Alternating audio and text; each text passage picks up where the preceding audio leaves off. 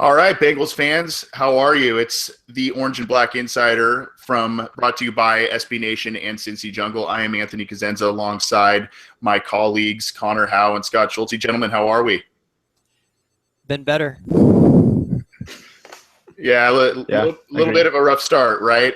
1 and 2, we kind of figured that the Bengals would have a tough stretch, in these first 3 games, given that they played 2 playoff teams from last year, one being a Super Bowl champion, and then the other team was a 10-win team that they beat in the Jets in Week 1. But the Bengals sit at 1 and 2. There's been better times, obviously, but there's still a lot of football to be played, and they seem to have a pretty winnable game this Thursday night, which we will talk about against the Dolphins. Tonight's going to be a little different, and for those listening to the podcast, what we're going to do is we're going to be fielding some live questions via our YouTube channel and on our Twitter. And if you're not following us on Twitter yet, go to @BengalsOBI if you have a Twitter account and check that out. But what we're going to do is we're going to be answering some questions from fans and listeners live as they come into the show. And you can leave those, as I said, on Twitter or our YouTube channel. I'm going to be sending out that link on Twitter right now, so you can check that out. But at any rate, I'm going to start with you, Scott. First of all, thoughts on the loss this Sunday. It seemed to have been the Bengals got off to a good start, obviously, and Jeremy Hill was running the ball, which you like to see, but they really sputtered down the stretch. A lot of mistakes, and then some ancillary noise in the form of rumors and stuff after the game. So, your overall impressions of the Bengals' loss to the Broncos, and if you were surprised at that outcome? I'd say I was definitely surprised. I mean, I don't think, well, I assume some people, not many people, expected them to get beat and then get beat by as bad as they did, especially at home, since they had, that expectations were high for the Bengals this year. You figure the Broncos are starting well, but, they're replacing the quarterback. It's their first really tough road game. I think a lot of Bengals fans were expecting a little better than we saw. Obviously, the first drive seemed good. We had a touchdown.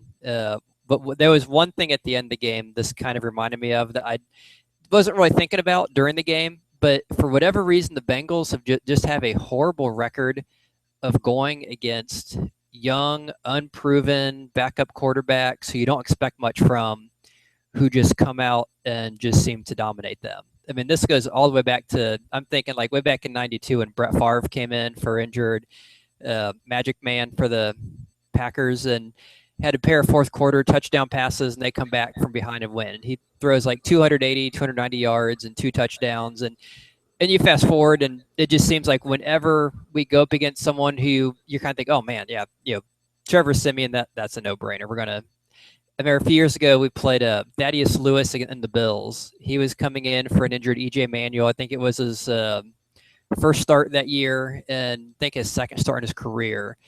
And he led them also to a pair of fourth quarter touchdown passes, and we went to overtime. TJ Yates in the playoffs, now Trevor Siemian. Basically, any quarterback not named Johnny Manziel, who's young and unproven, just seems to have their way against the Bengals, which just makes, I don't know if the coordinators just aren't planning for it, or they just kind of figure, I don't know. It's hard to explain. It's just something kind of crazy.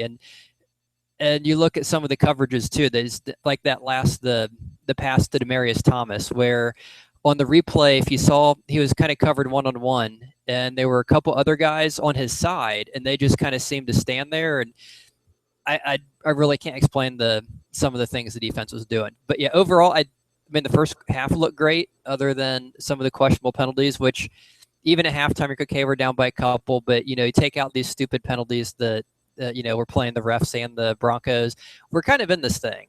And then the wheels just kind of fell off. And the one last thing I'll say is they kind of said all off season and kind of said it early in the year, we want to run the ball. We want to run the ball. Jeremy Hill, we're going to run the ball. Well, he ran the ball pretty well, 97 yards and 2 touchdowns. And they only gave him like 15, 16, 17 carries or something. And if you really want to, if you say you really want to do it and it's working, keep doing it. Right. Right. Yeah, and I do want to talk about the referees briefly again. And again, I don't like to be the guy that blames refereeing for outcomes of games, but that is another. It's for the second week straight. There's been some things that have really come into question on that front. Just a couple things I wanted to respond to what you said there, Scott. Great point about the quarterbacks, the unproven quarterbacks, and they also always seem to be ones that are either very mobile or relatively mobile that they struggle against. And I don't know if it's because they're so trained in their maintaining their gaps and contain, or because the defensive line that the Bengals employ are not so much the speedier guys that can catch up with running quarterbacks, or instead of these bigger guys, but that has definitely been a problem. And on that Demaryius Thomas point you made, that's a very good observation. I actually was at that game in person, and if I remember correctly, it was Chris Lewis-Harris in single coverage against Demaryius Thomas. And nothing against Chris Lewis-Harris. He's been a great guy for the Bengals. He's a special teams guy, but you don't put Chris Lewis-Harris, who is arguably your number 5 or maybe even 6 cornerback on this roster.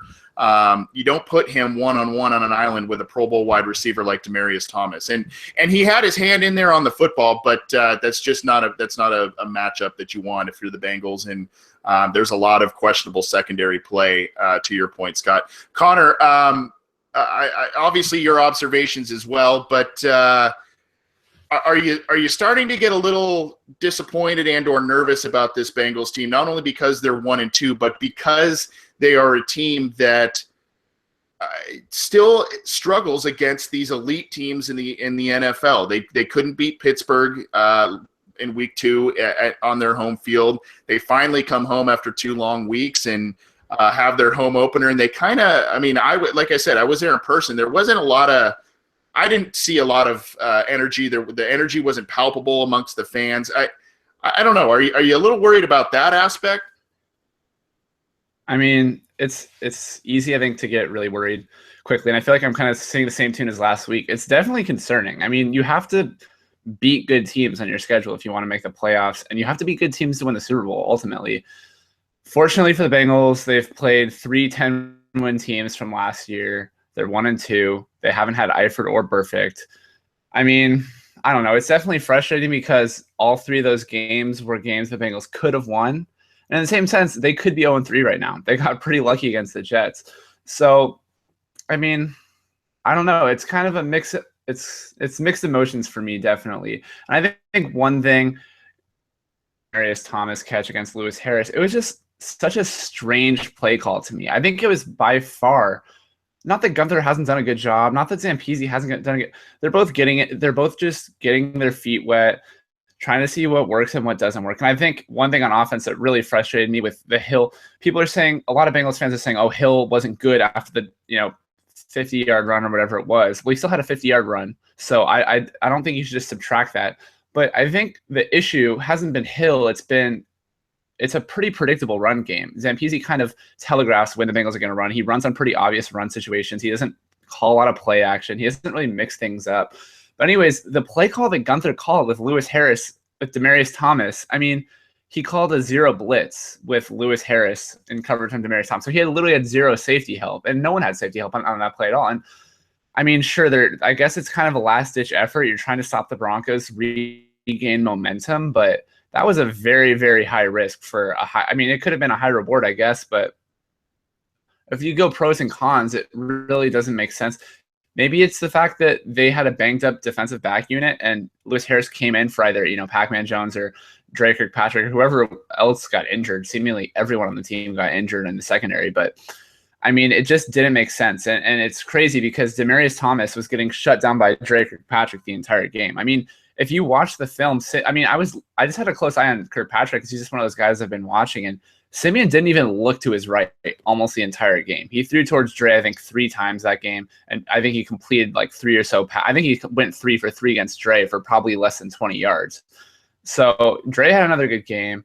There's definitely bright spots, but yeah, I mean, regardless of how optimistic you are, and I feel like I'm probably one of the most optimistic Bengals fans that's in existence right now, it has to be frustrating because you're 1-2. I mean, people are saying, oh, the Dallas game can be difficult. I don't think Dallas is a good team at all. I don't think a lot of the teams that are left on their schedule. I don't think the NFC East is good. I don't think the AFC East, except for New England, is good. I think there's 3 games on the schedule that I would say the Bengals are facing an uphill battle against, and that's the Patriots game, the Steelers game, and then the Texans game, just because it's the Bengals' kryptonite for whatever reason. But aside from those games, every other game the Bengals should be favored in. And I mean, it's definitely frustrating. It's a team that should be winning games, but you also have to step back and say, okay, Eifert's been out, Burfict's been out, new coordinator, new position coaches all across the defense. I mean, I can't say I didn't see this coming, I guess.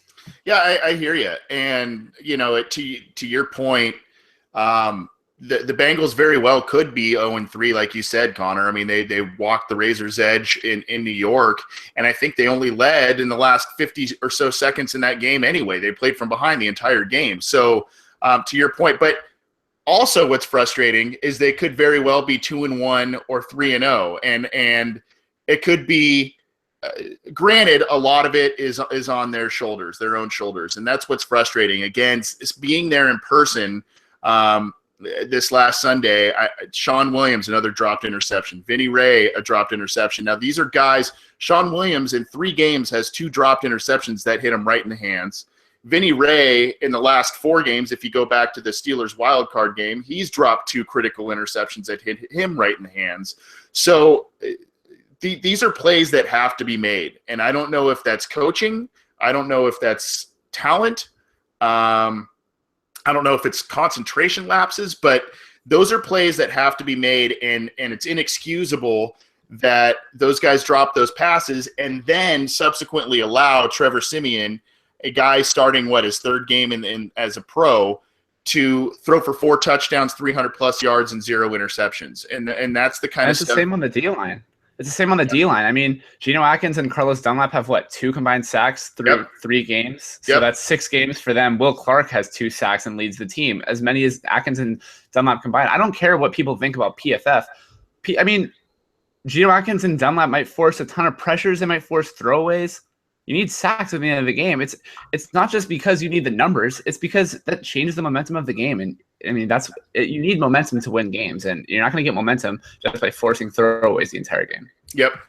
And the other point that's frustrating, and I want to talk to you guys about this, and not to sound like a broken record, because we talked about this last week, but again, some questionable officiating this week. And Scott, one thing that really popped out to me was a call, I believe it was against Carlos Dansby, who got a personal foul penalty against Trevor Siemian, and it was off of a false start. So that was kind of an odd play. And then on top of that, the Bengals also had, I believe it was 3 critical penalties on 3rd down that ended up extending Denver drives and giving them a lot of points. So, Scott, your thoughts on the refereeing this week, especially coming off the heels of some questionable calls last week? Yeah, the one you mentioned about the personal foul, I remember that was about 3rd down also, and I remember thinking, hey, we stopped them. It was a false. I think it was a false start, so we're pushing them back even further. Kind of a free play, and it wasn't a malicious hit. Like, it wasn't like they heard the whistle and they're like, oh, we're just going to keep chugging. It was just they snap the ball, they instinct, they get to the quarterback, and then they hear the whistle kind of late and kind of hit him. But yeah, and when I saw the flag, next thing I knew, they were said first down. First down. There's no reason.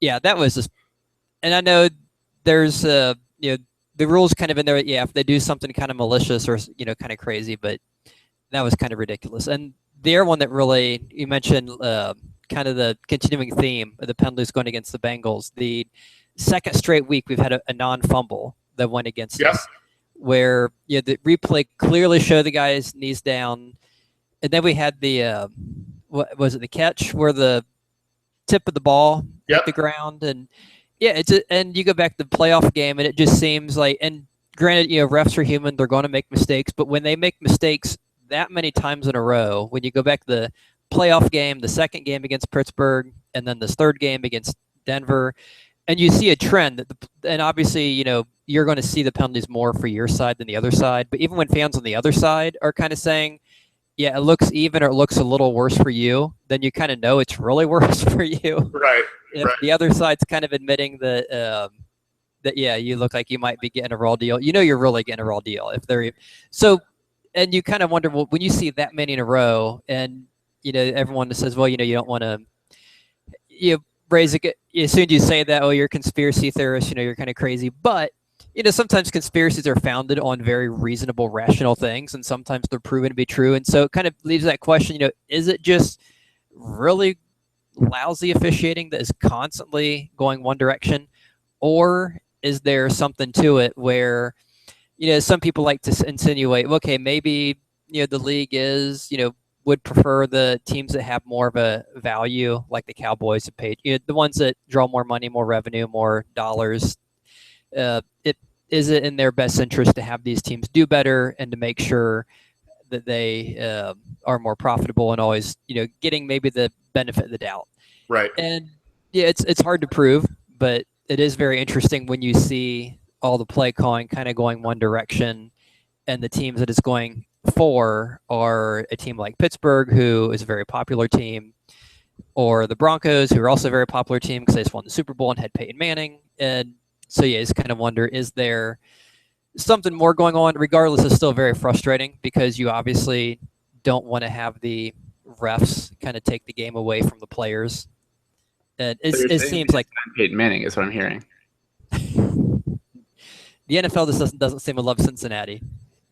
Yeah, and that's the kind of the theme that I want to ask you about, Connor, on this same topic about officiating, refereeing, especially what we've seen basically, like Scott mentioned, 3 times out of the last 4 games, a lot of calls going against Cincinnati. This officiating group this week was the one who was the group that officiated the wild card game as well.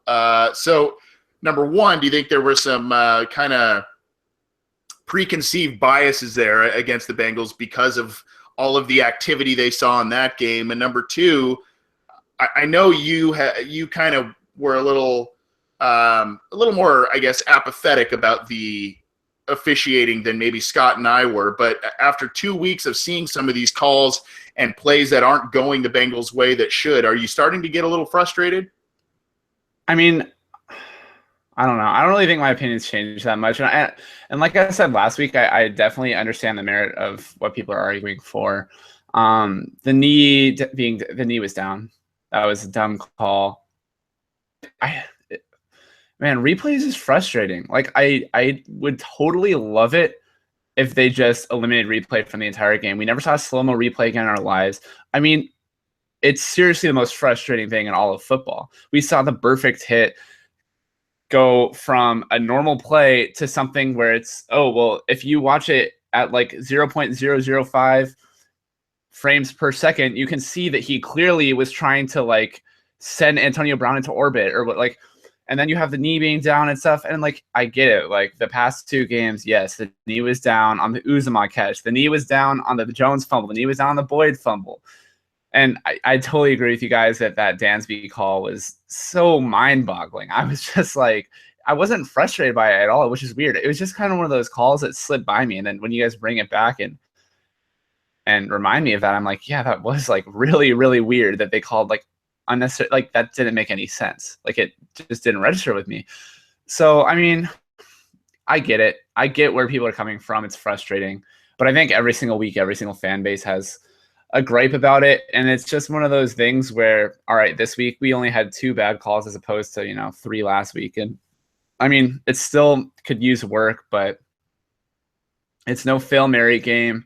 It's no like, I mean the Bengals are still held. I mean, there's a lot to be frustrated with about the refereeing and the officiating, but ultimately I think for me personally, it's just the way I see football more than anything else, is that not the whole cliche, oh, you need to beat the refs, but more as it's not something I like am looking for as much right now. Like right now I'm really, really focused on, all right, who's playing well, who's not playing well. Like it's just hard for me to look at 2 things at once. So like I said, that whole Dansby call just flew right over my head. And looking back, I'm like, yeah, that is kind of weird. And I get where people are coming from. It's just not one of those things where I want to say it's rigged. And I mean, who knows? Maybe it is, but I don't know. And maybe it's for my own protection because maybe one day I want to work for the NFL. But I mean, who knows? I think I'll say this. I can't say that it's rigged or against the Bengals or anything like that, but I will say the officiating has been terrible. I think it's been really bad. It needs to improve. Yeah, and it goes back to the thing of what we were talking about with dropped interceptions and other. I mean, they have to start making these plays, and you got to catch those. Yeah, you have to make these plays, and both of those guys who dropped interceptions last week were guys that signed lucrative contracts. Williams with the extension, and Vinny Ray to come back as a free agent. I mean, those are guys the Bengals specifically wanted back, and especially Vinny Ray, who is stepping in for Vontaze Burfict and really has kind of a big role there. Those are just plays that have to be made. And I think maybe the message now is, if there are internal complaints about officiating and things like that, I think the message now is, hey, room for error is minimal, if any, and you have to start making every play possible. You have to hang on to the football, even if even if it may seem like you're down or whatever. Ball security is of utmost importance, and you just can't have any room for error, given not only what they've shown us so far through 3 games, but also what the officiating has shown us this year against the Bengals. So give us your thoughts on the refereeing. It's obviously a touchy subject, and one that fans are thinking about. You can download the podcast on iTunes, the Orange and Black Insider. Go find us there. We're also on SoundCloud and YouTube, so you can find us on there, our YouTube channel and our SoundCloud channel. You can follow us, as I mentioned earlier, at Bengals OBI. And if you are watching this live or kind of tuning into Twitter live, feel free to shoot us some questions either at Bengals OBI or in the chat portion of the YouTube live stream that we have here. And we're going to be answering some fan questions coming up in just a few minutes. We've already received quite a few, so thank you for that. That's awesome. Let's turn the page, as the Bengals have seemed to. Thursday night, they take on the Miami Dolphins, who are also 1-2, and their lone win was an overtime home win against the struggling Cleveland Browns, and I believe they're on their 3rd-string quarterback or something now. I think both Cody Kessler and Terrell Pryor played for them, if I remember correctly, on Sunday. So the Dolphins have had the Bengals number of late.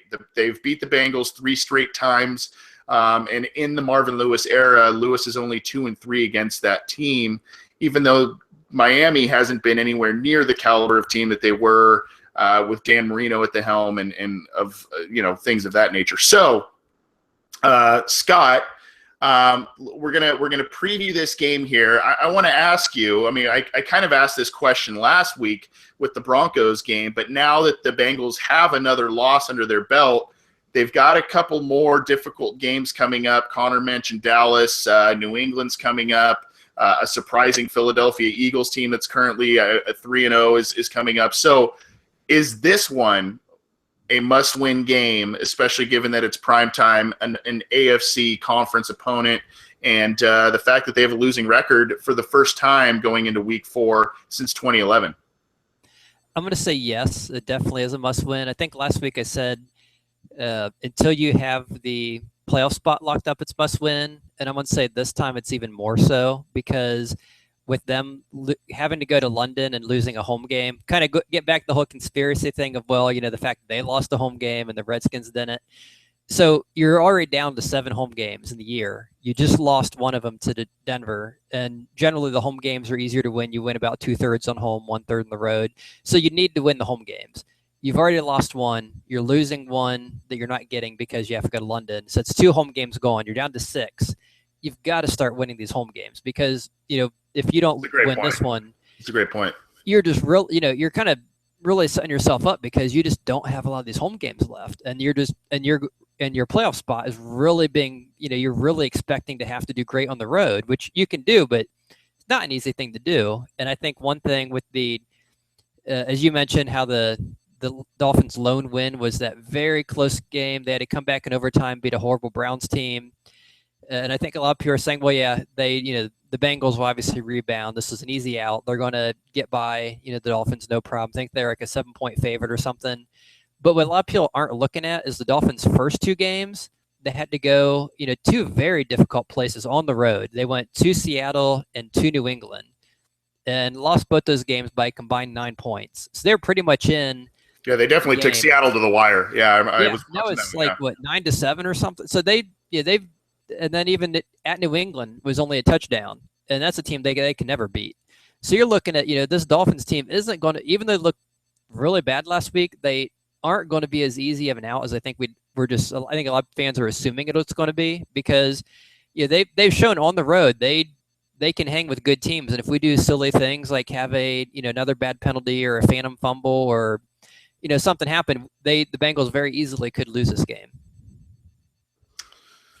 Connor, I'm going to throw some stats out to you based on both teams' performances throughout 3 games this year. Scott mentioned some great stuff in terms of how close they were in those first 2 games, and then obviously they got the win last week, fighting tooth and nail with the Cleveland Browns. So a lot of people kind of think this Dolphins team is struggling. Well, I do the weekly preview on Cincy Jungle and SB Nation, and I research some stats, and there are things that I find out that I didn't really know about the opponent until I kind of check out. So the Bengals offensive line have given up 12 sacks so far in 3 games.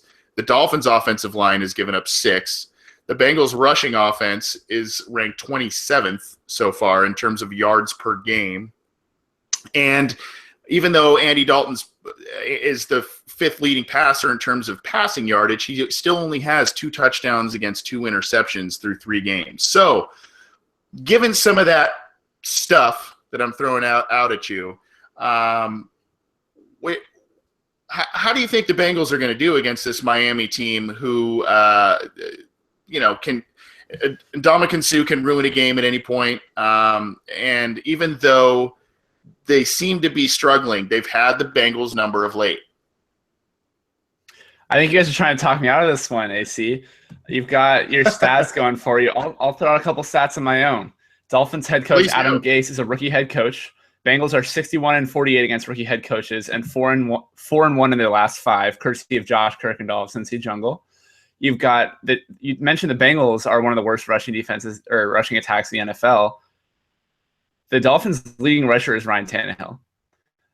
So, I mean, that's worth something. I mean, hashtag dropping knowledge. Look at you.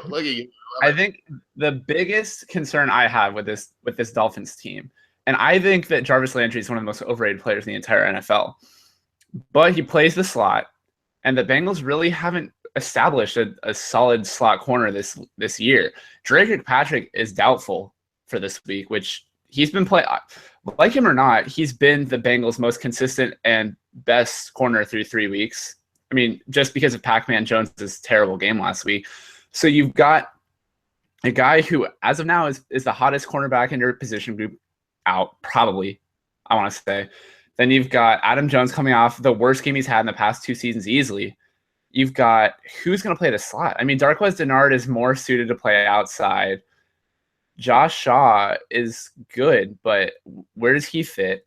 So you have Jarvis Landry against either Josh Shaw or Darqueze Dennard, both of whom have, Josh Shaw's looks pretty good, but he's been making most of his plays on the outside. So the biggest concern is where's Leon Hall? Not in Cincinnati. And you have their offense is working through a guy who's going to take advantage of probably the weakest defender on the Bengals starting defensive lineup and whoever plays slot corner. So, and then they obviously have, DeAndre, or what's his name? Devontae Parker. And he's there, but their running back is either an injured Arian Foster or Jay Ajayi or Kenyon Drake, who's a rookie. I'm not afraid of their running attack. I know the Bengals offensive line, when you compare it to the Dolphins, is, it's bad. I mean, the Bengals have given up 12 sacks this year to Andy Dalton. Dalton took 8 sacks last year in, 12 games? So, yeah, it's been bad. But I mean, Cameron Wake, I think, is over the hill. He's 30-something now. Sue, yeah, he can take over a game. Mario Williams is just a name at this point. He's not really a quality player, I don't think. He's probably a Michael Johnson level player at this point in his career. So I don't know. I get why people would want to say this is a must win. And if you think that every week's a must win, then yes, week 4 is a must win game. But I just personally, I could still see. I mean, the Chiefs last year started 1-4, 1-5. They made the playoffs. It's a weak AFC this year, aside from the AFC West, I think. I mean, the AFC South is still terrible. Who's the best team in the AFC South? I mean, J.J. Watt's out for the year, probably for the Texans. The Colts are terrible, even though Andrew Luck's playing decent. The Jags are bad, and the Titans are bad. The AFC East, you have the Patriots and no one. I mean, the Jets, Fitzpatrick's threw 6 picks. The Bills have 1 win. The Dolphins, I don't think, are good. And as you mentioned, Scott, the Dolphins stuck in with, or one of you guys mentioned, the Dolphins stuck in with Seattle, and they probably would have won if not for a drop pass by Kenny Stills, who's one of my boys. But how good is Seattle this year? I don't think that. I mean, Seattle lost 9-3, I think, against the Rams, and they beat the 49ers, and I think whoever they beat week 1, I don't remember who it was, but I'm just not convinced that this Dolphins team is very good. I think it's a must-win game in the sense that this is a game you cannot lose. If you're the Bengals and you lose this game, it's hard to have any hope moving forward. I mean, you need this win. You need to get momentum back on track. Like you guys mentioned, which is a great point. The home games, you really need this win because it's a home game, one of your remaining 6. So, I mean, I get it. The Dolphins have talent. Rashad Jones is a good safety. But, I mean, if you're counting quality players on their team, I would say they have 2 guys who are potentially top 10, probably 3 or 4 potentially top 15. They have an overrated – I mean, their offensive line isn't that good. And their secondary is very, very suspect. AJ Green should be able to take control of the game early and often. I think that if the Bengals don't win this game, I'm going to be beyond frustrated. That's my take. I think a lot of people agree with you. I threw out those stats that I think people look at the Bengals and the consensus is they're a more talented player. And I threw out those stats because there seems to be a major disparity in terms of overall roster talent between those 2 teams and the stats that the 2 teams have, provided over the course of the last 3 weeks. Now, you mentioned that, the Dolphins haven't had too much of an easy schedule. Yeah, they had Cleveland last week, but Scott said they had a couple of close games against New England and Seattle. Definitely not easy games, but the Bengals have played 3 tough games of their own. And they've had a bump in the road. There's no doubt about that. But I think it's a must-win based on not only a game that they should win, and a game that gets them back to 500 and get them feeling kind of good again, but also because they then travel to Dallas, who's having a surprisingly decent season without Tony Romo. They then go to New England, I think they've beat Tom Brady once in all of the matchups that Marvin Lewis has had against Bill Belichick, and most of the losses have been just blowout losses. And then you've got a couple of division games in week 7 and week 12, home for the Browns and at Baltimore. There's the really wacky one in Europe that Scott mentioned in week 8 against the Redskins in London. The Giants, who are improved from last year, but we don't know by how much. So, I mean, there's the currently 3-0 Eagles I mentioned earlier. So there's some tough games. There's maybe some easier games coming down the stretch, but getting to 2-2 and riding the ship after 3 weeks of not feeling so great about how things have gone, a lot of unforced errors, some officiating errors as well. I think if you not only if you win the game, but if you win it pretty handily against a team that they should beat based on the roster, I think that'll get them feeling good, get that confidence level back up, and go from there. We're going to jump into fan questions in just a second here. I want quick answers from both of you on this one topic, though. Scott, there was a rumor that the defensive backs of the Bengals are displeased with Kevin Coyle. And this rumor came out, not coincidentally, it came out the week that the Bengals are facing the Dolphins from a Miami beat reporter. But the Bengals, you heard the Bengals defense gush about how much they love Vance Joseph. All of the secondary talked about how great of a coach he was. I believe one of the players, I don't remember exactly who, but said that was the best coach I have ever had at any level that I've played football.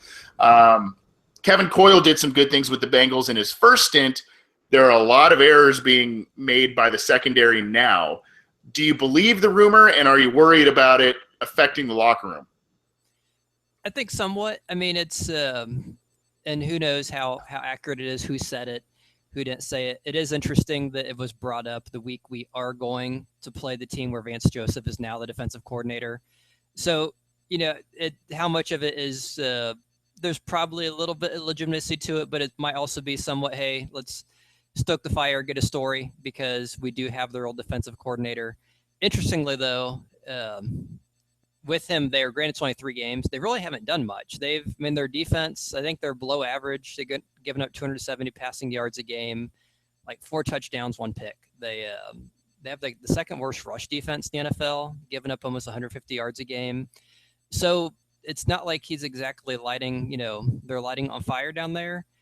But yeah, it's something I think that they do need to kind of look at if they're, and I think it hurts that, you're getting burned. You give up 9 touchdowns in 3 games. So obviously there's going to be some frustrations. People are going to be frustrated.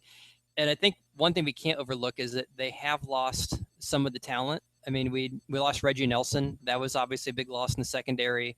They didn't bring Hall back, as Connor alluded to. And then on top of that, you lost your first round pick you were going to count on. And they just seem to not and then Adam Jones is older. So you just don't have the same level of roster you had back there. And so, yeah, I'd say there's a little reason to be a little concerned, especially if you get burned like that by Simeon. But I'd say right now it's probably a little too early to be too worked up. And because I think some of the guys did come out and say, yeah, that was kind of taken out of context, or no, that's not accurate, or yeah, we really like Coyle. So it's really hard to know, I think, being outsiders, to know what's really going on in the locker room. I'm sure there's frustrations, but as they say, winning cures everything. So Let's hope they win and, this issue kind of disappears. Yep.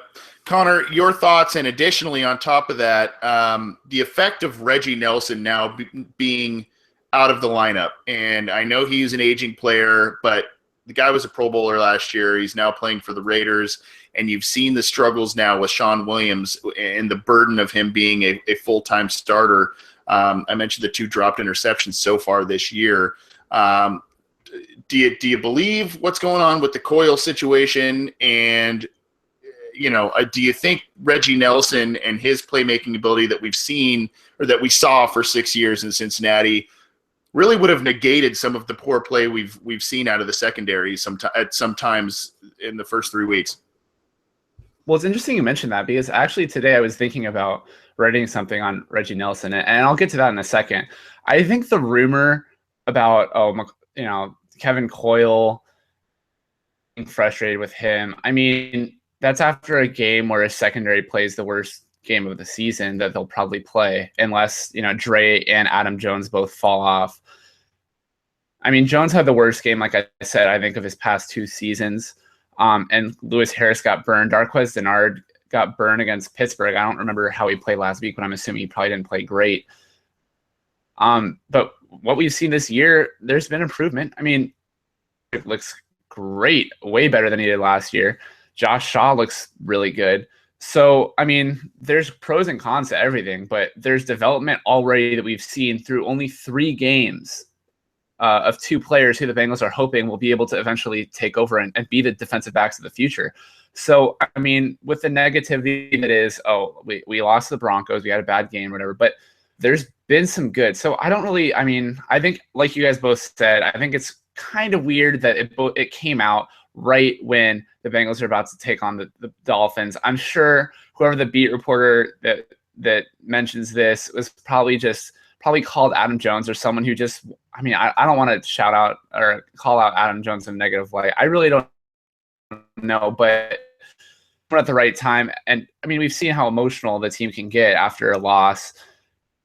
People are going to speak. And I mean, I don't think crazy that someone thinks that a coach would ever be on the hot seat after such a short time. I think that it's more just something they're saying to deflect the attention away from the fact that the Dolphins haven't been playing very well either. I mean, they've been close, but they're 1-2.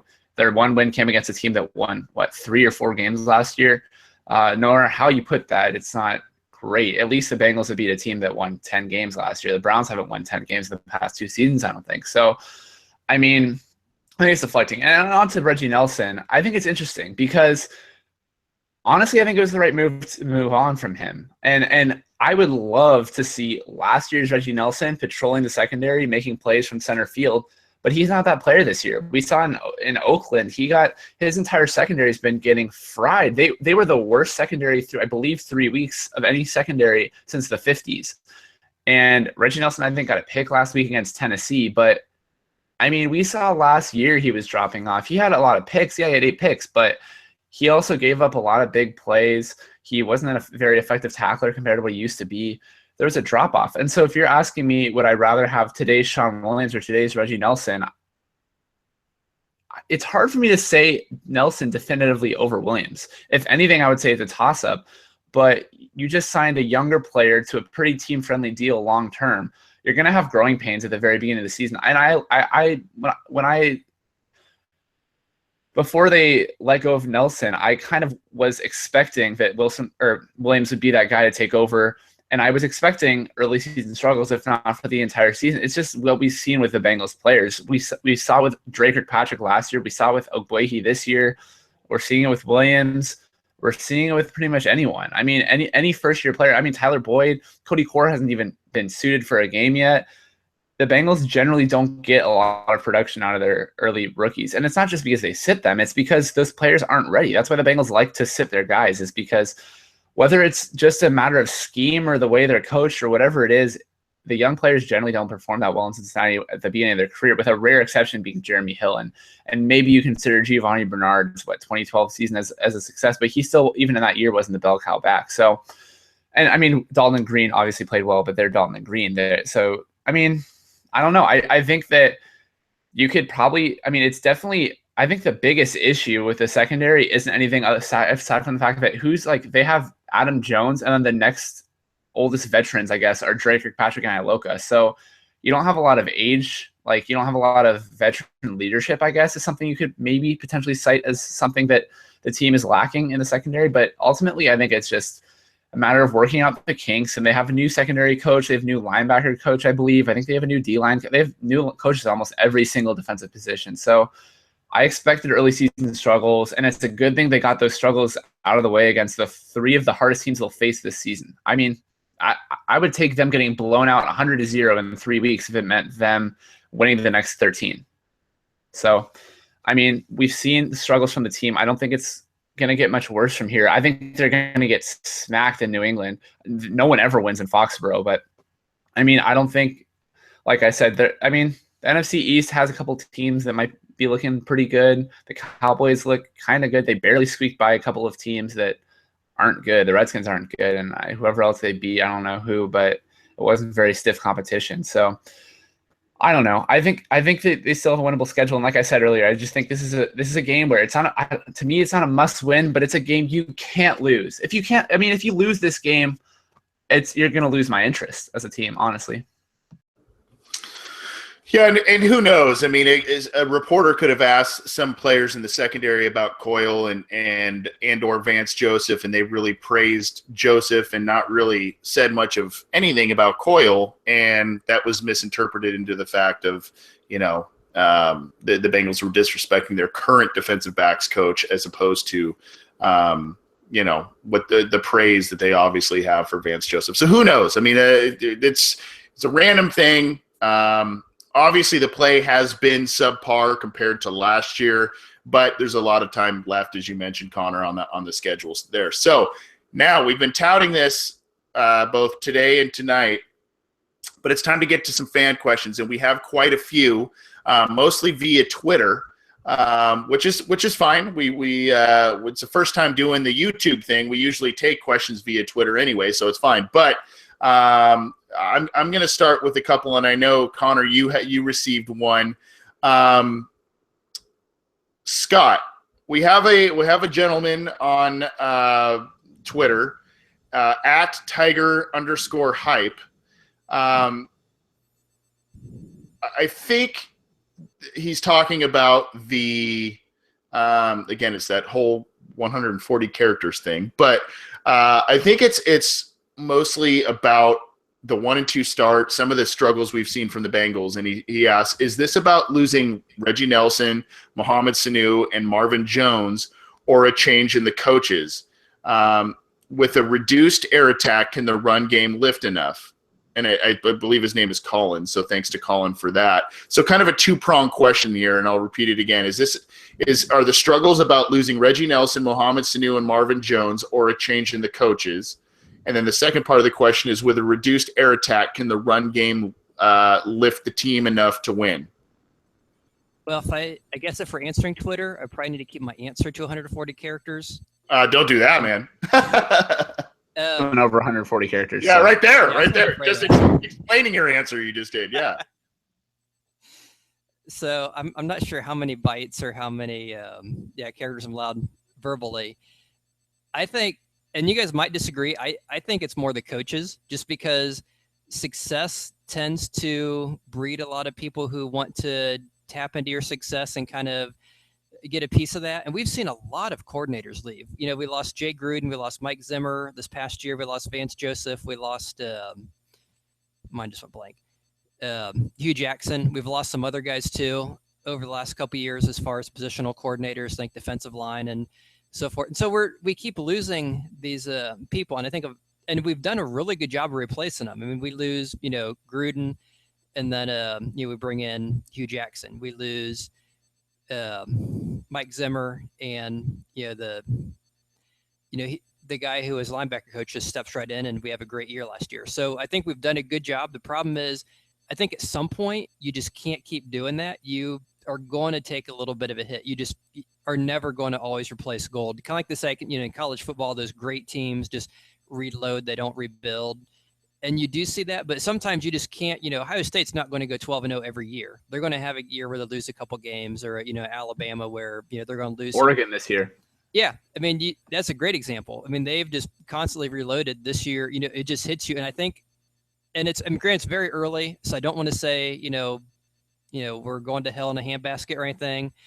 But if you were going to find one culprit, and I think some of the plays we've seen have been kind of schematic. I think some of the times have been burned on defense. The play calling just seemed kind of strange, and the people were out of formation. And some of the offensive play calling sometimes when they're running versus throwing just seems kind of odd. So I think it's more on the coaches, just because they're constantly having to replenish them, and maybe the guys who they have in right now are just still kind of getting their feet wet. I mean, our offensive coordinator's brand new at it. So I'm going to say it's more the coaches. And then as far as the running and passing, I do think they can. If the passing game is diminished, like Marvin Jones is leading the NFL in receiving, and he's gone. So, and Tyler Effort's been out all year. So, and I think our second top receiver is Giovanni Bernard, the running back.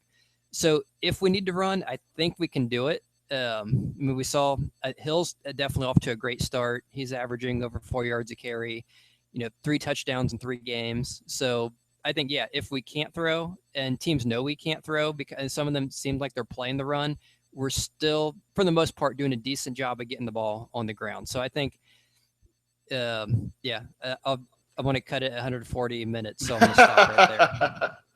Well, you went like a minute 40, so that's kind of like, you're good.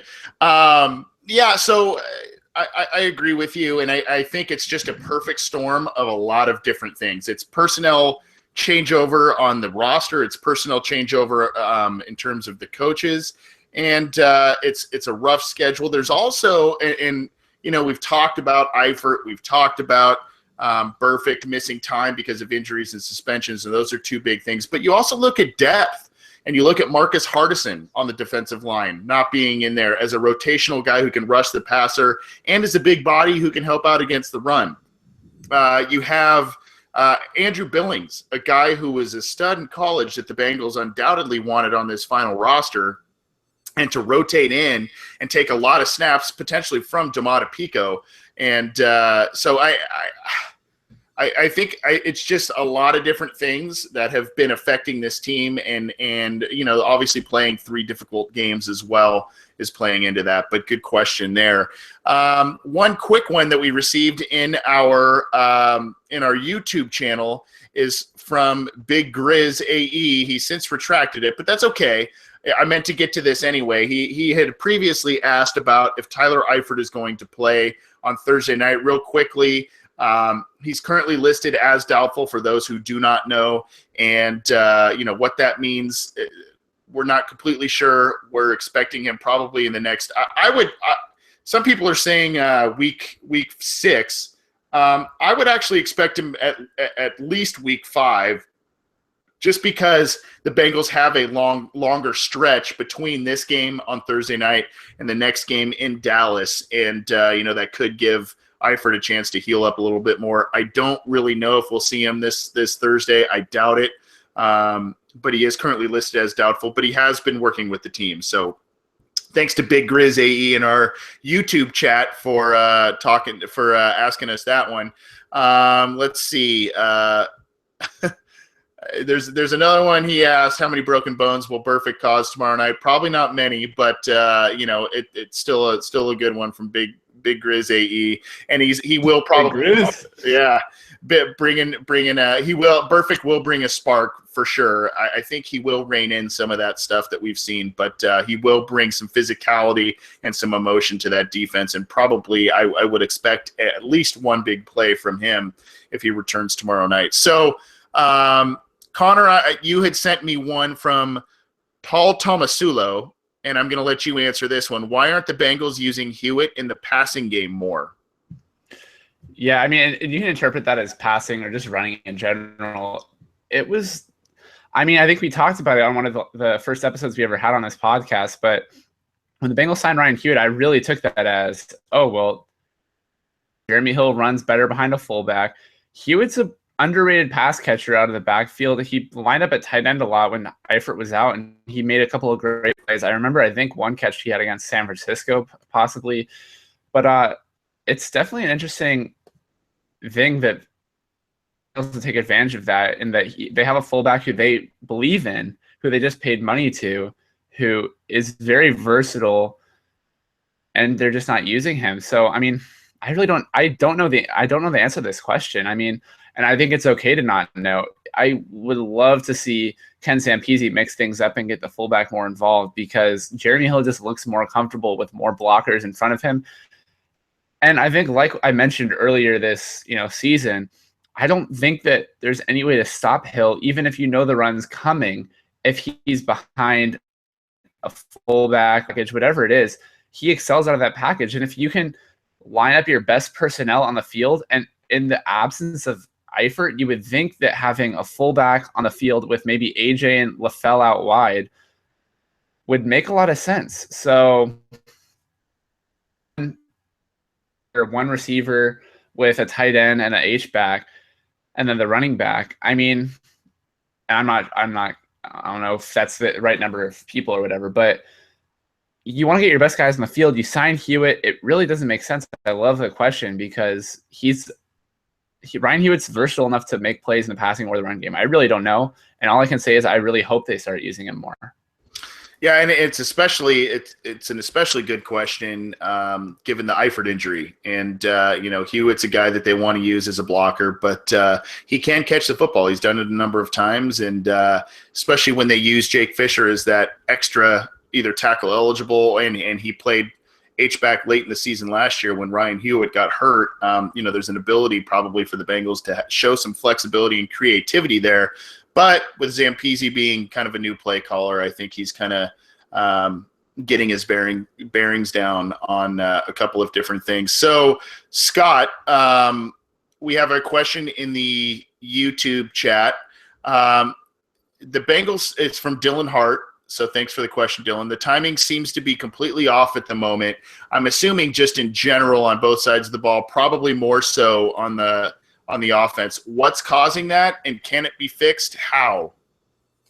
I think the calls, kind of what we were talking about earlier, I think is the coaching, just the fact that you have a lot of, especially the skill positions, they've had a lot of turnover with the wide receivers and the tight ends because, we just don't have them. I mean, your top 3 guys not named AJ Green are gone, and you have a new guy calling plays. And like you said, I think that whole combination of, hey, we have some new guys on, new routes. You've brought in Brandon LaFell, who's never caught from Dalton before. You have Tyler Boyd, who not only is new to the team, he's new to the NFL, the speed of the game.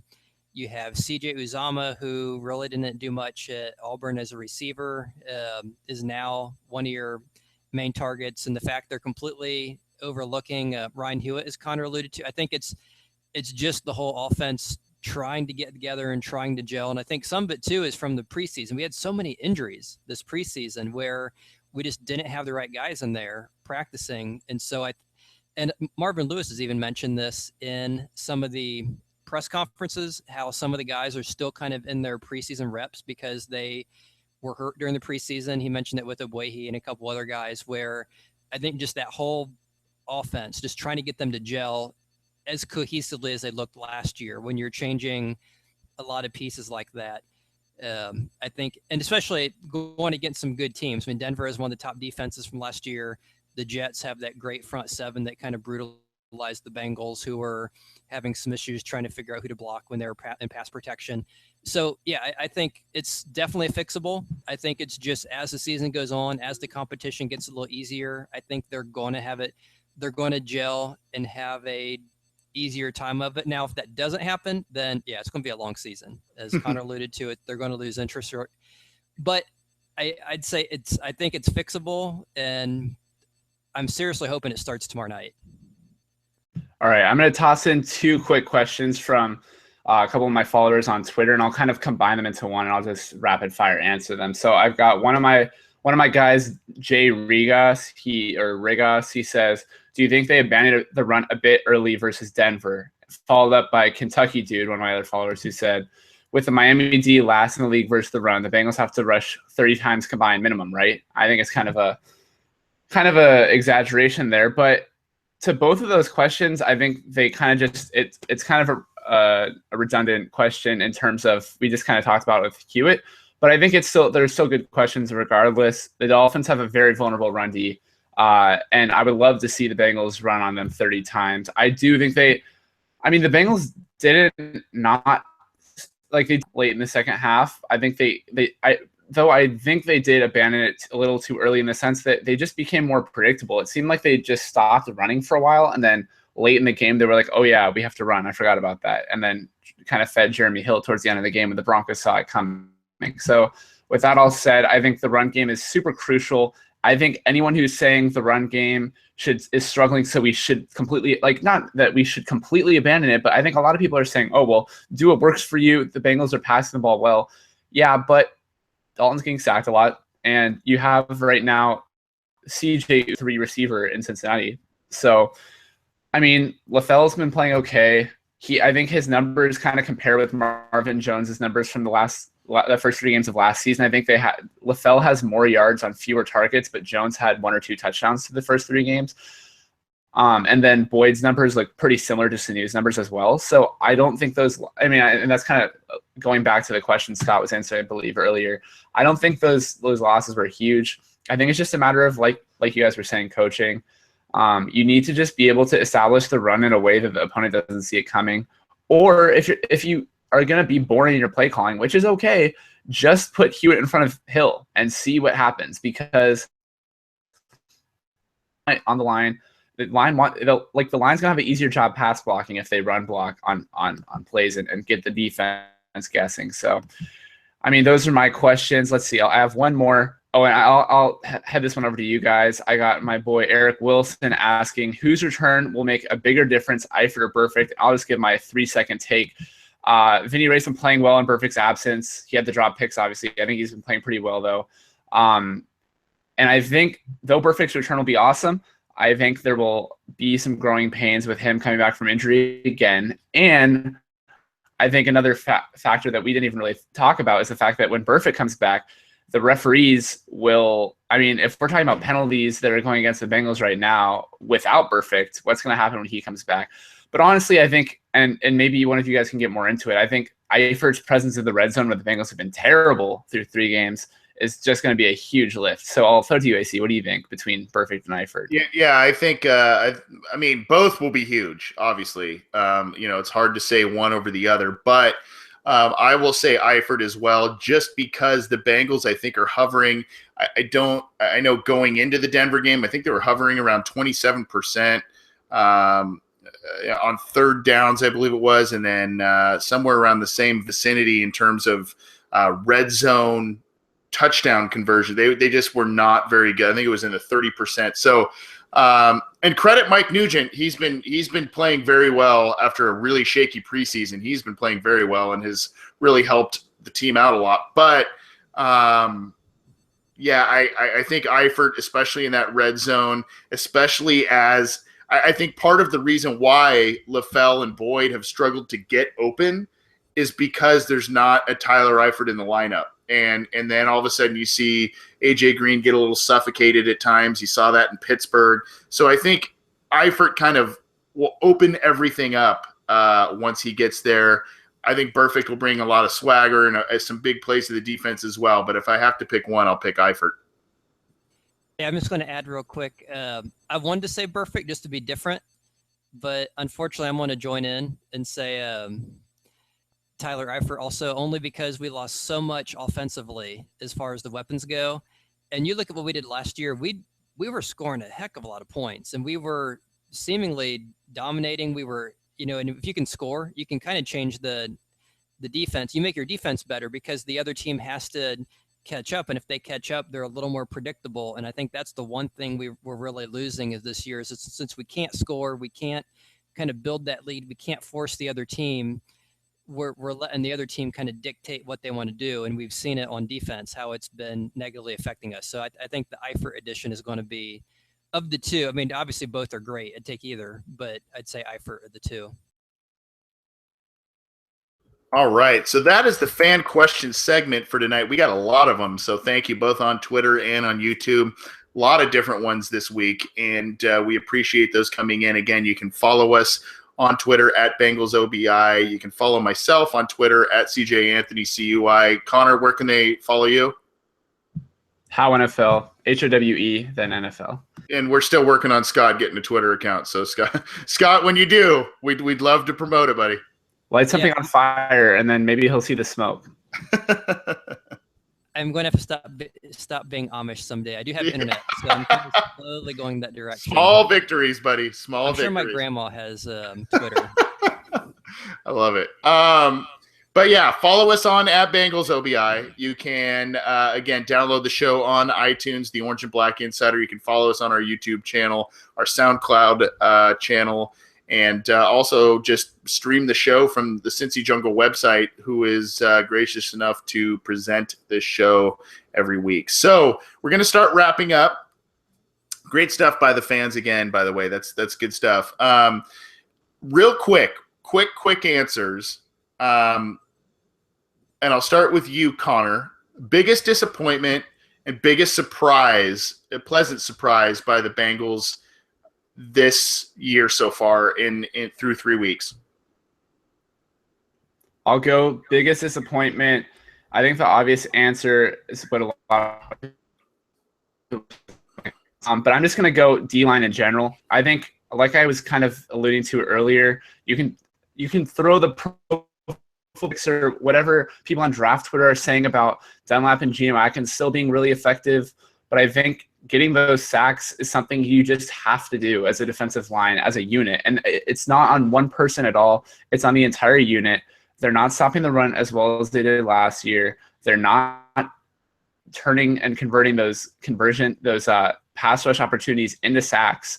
And anything short of a sack is just a missed opportunity. So I'm just going to go defensive line in terms of biggest disappointment. Biggest surprise, I mean, obvious answer here, I'll go Drake Kirkpatrick. I mean, he has the physical tools he has the makeup to be a top 10 corner in the NFL, and I don't think that's out of his range, or I should say, I don't think that's out of the equation for him as a guy coming up in the future, especially under the tutelage of, Kevin Coyle, who turned Jonathan Joseph and Leon Hall into the best cornerback tandem in the NFL, and playing opposite a guy like Adam Jones, who is, as most of us know, one of the biggest film buffs in the NFL of any player. So I think that just seeing Dre, and it's not just from the pick, it's just that he played well. Like, he's been playing well for 3 weeks. He doesn't have the 11 pass breakups that Marcus Peters has, but he's given up 1 touchdown, and it was in absolutely great coverage that you really couldn't expect anything more of him to do. So that's why and he had 1 touchdown last season too, allowed. So far 2 touchdowns allowed in the past 2 seasons, not too shabby. Scott, biggest disappointment and biggest pleasant surprise of the Bengals this year? Biggest disappointment, I was, and apparently it's a big disappointment because me and Connor were thinking the same thing, pass rush. And he took the defensive side, which is on pace for like half of what they're on last year. So 2014 numbers. They're on pace for 21. Last year they had 42 sacks. So I'm going to look as biggest disappointment on the offensive side. Giving up 12 sacks in 3 games, which is on pace for 64 sacks this year. The last 2 years, Dalton's only been sacked 41 times. So you have to add the last 3 years to get a number as big as they're on pace for this year. And he's being sacked on almost 10% of passing plays, which for a line that's supposed to be pretty good, where Whitworth, was all pro last year. He finally got the recognition. We like to say good things about Bowling and Zeitler, and, Bodine is Bodine, but he hasn't looked as Bodine-ish in every game this year. But Bodine-ish. He's looked better. Is that an adjective, Bodine-ish? I think for us it can be until we get sued by the Bengals. That's what's crazy. He's played better this year, and the line's gotten worse. I just think Whitworth looked human, which is crazy. And I'm going to say biggest surprise is after the first game, so I'm kind of limiting it to 2 games, is the rushing defense. Because after the first game, seeing Old Man Forte kind of gouge us. I like that we've given up 0 rushing touchdowns, and we've held D'Angelo Williams and C.J. Anderson to 131 yards, no touchdowns, and 2.8 yards a carry. And these were guys coming into those games who were pretty good. And they're both hot too. Yeah, so I think that's a very positive. Is that as much as they just can't seem to get the quarterback, they are doing a good job at stopping opposing defensive or opposing running backs. It is getting late.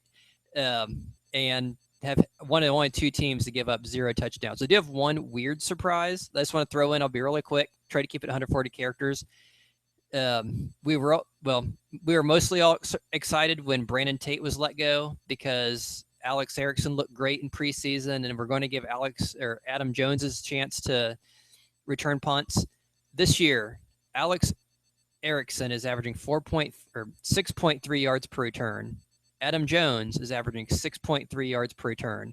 Last year, Brandon Tate, 6.3 yards per punt return.